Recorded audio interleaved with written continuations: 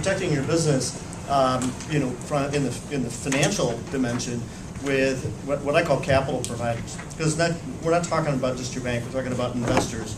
And really the number one investor in your business is you. And so it's having that relationship not only with outside capital providers, but having that relationship with yourself, and it's understanding your business. I didn't listen to Joy which way we go here. So if we kind of flip through, and there's a bunch of stuff on the firm that we don't have to go through. If you go to the 8th slide, which I'm not sure which, I think it's probably about the 4th page there. So it's, how do you approach capital providers and protect yourself? First and foremost, it's a partnership, and you're going to get out of it what you give in that. So you're protecting your business. You need to be responsible and knowledgeable about your business. It's not just the product or the idea that you have, but it's operations. And there's a lot of detail in this, and it's going to sound like a lot of work, but I think it's the kind of thing that in good times will make you more prosperous, and if times are tough, like times we've just come through, or there's a hurdle, it's going to let you get through those times with a minimum amount of perhaps damage to your business.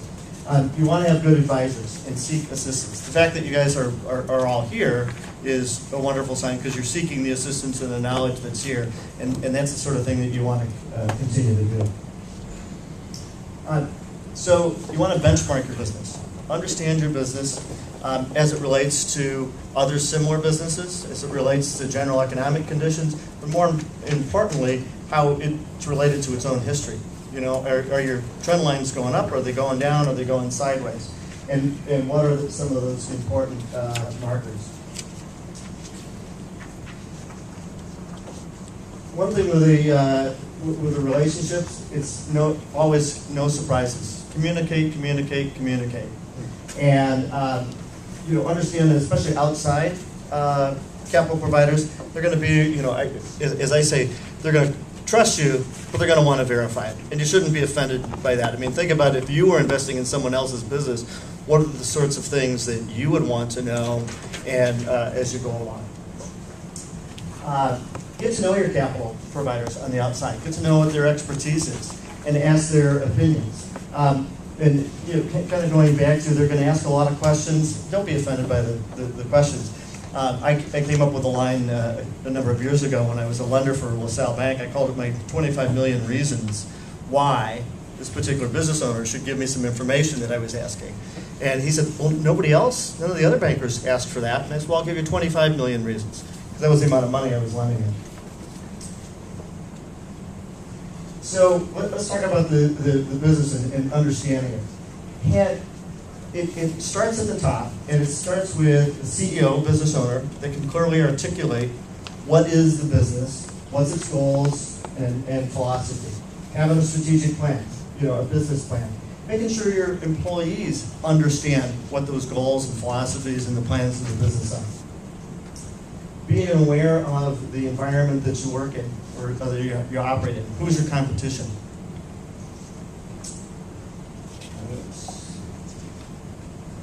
Sorry about that.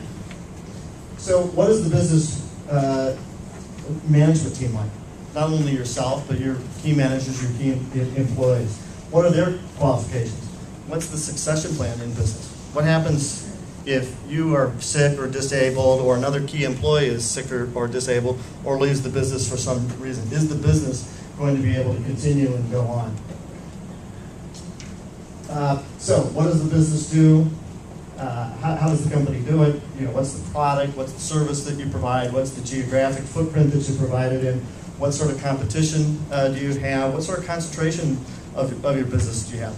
Does 90% of your business come from one source? That can be a good thing if it's very profitable.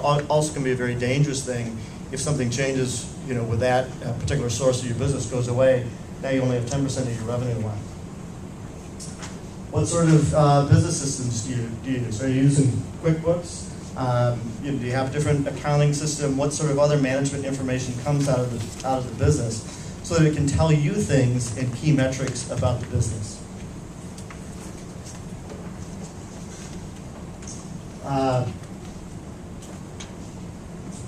Revenue recognition, something that can be very tricky. When do you book a sale? And how does that really relate to the last bullet point on here, cash flow? Because at the end of the day, it's cash that pays the bills. And there's a lot of difference in accounting policies. Revenue can be deferred, or maybe it all comes up front, but you recognize it over time. And those are adjustments to cash flow that you need to understand as you go through, and capital providers are going to want to understand. So, financial statements. We're having a good outside auditor. To Craig's point, in preventing fraud, is understanding your financials. If you're having someone on the outside look at it, is your business large enough to have an audit review, but have a good relationship with that outside accountant? They're going to tip you off and clue you in a lot of things as you go along. Look at the financial ratios of the business, and there's a lot of different ones that are out there, but track them and track the trends over time. Is the financial leverage of the business, other measures of liquidity, are those things what are the directions that they're trending over time, is something that I think is very helpful to look at. So, here's a quick couple of them. I'm going to just shoot through these here. So a business strategy, future plans. Something you should always be working on. It's really not something where you create a business plan, you start running the business, that business plan goes in the drawer, you never take it out. You should have this business plan out all the time, be constantly reviewing it, measuring what your progress is against that business, being able to describe and understand what the differences are. In my years as a financier, I've seen lots and lots of business plans. I've never seen a business that operates exactly to the business plan. Fact is, you shouldn't. You're going to be above it, you're going to be below it, and you should understand why that is, and you should be able to explain it clearly to someone else.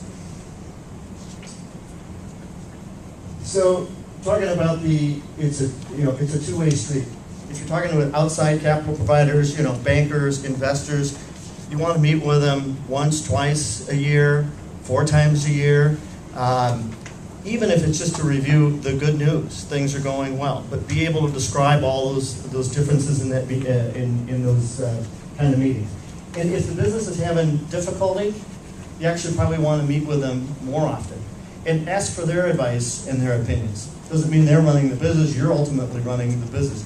But seek their advice and involve them in that discussion, and so that they understand. They don't need to worry about what's going on at your business because you're spending so much time worrying about it. You're worrying about it for them.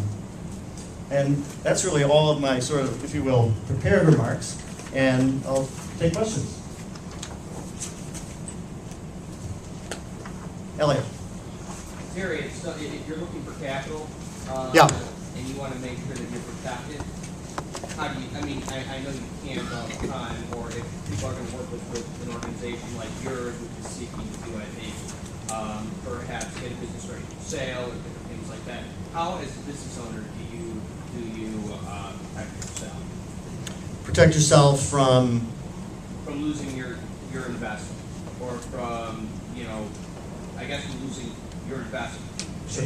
Well, I think one of the important things is to look at it and realize it's an investment, just like you would invest in another company, and keep your personal finances and your business finances separate. Understand, I've got this business. I made an investment of $25,000, $100,000, $150,000, and treat it just like you would invest in somebody else's business. But secondly, and I think the best thing that you can do to protect yourself is to have a good solid business plan and track yourself against that business plan. Understand when things aren't going as well as you want them to go. Seek help from outside providers. Whether it's your banker, your lawyer, your accountant, talk to your investors about what's going on and be realistic about it. There's times where you've got to change the business plan, or you have to change the fundamental nature of the business. And sometimes businesses aren't going to work, and you need to be able to be prepared for that possibility that this idea doesn't work. It doesn't mean it was a bad idea. Maybe, you know, economic conditions have changed, or there's been a change in the competitive marketplace. There isn't the demand for the product today. And so that business has to, if you will, go away. I was talking about a business the other day called Western Union. We all think of Western Union as doing telegrams, right? Well, the telegram business is long gone. Western Union today is prospering. It's a very large company. They do money transfers primarily to foreign countries. So there's an example of a business where they had to look at it and go, you know what? Our core product is going away. What are we going to do? We have to transform this business to something else. That protected, Elliot, the investors, but it was being able to realistically look at what they had. And and a lot of times to have that realistic look, it takes the assistance of someone outside the business who isn't sort of emotionally involved in it, who will look you in the eyes and go, you know what, Elliot? You need to change. You need to do something different here, or you are going to risk losing everything, and you have to be open to that.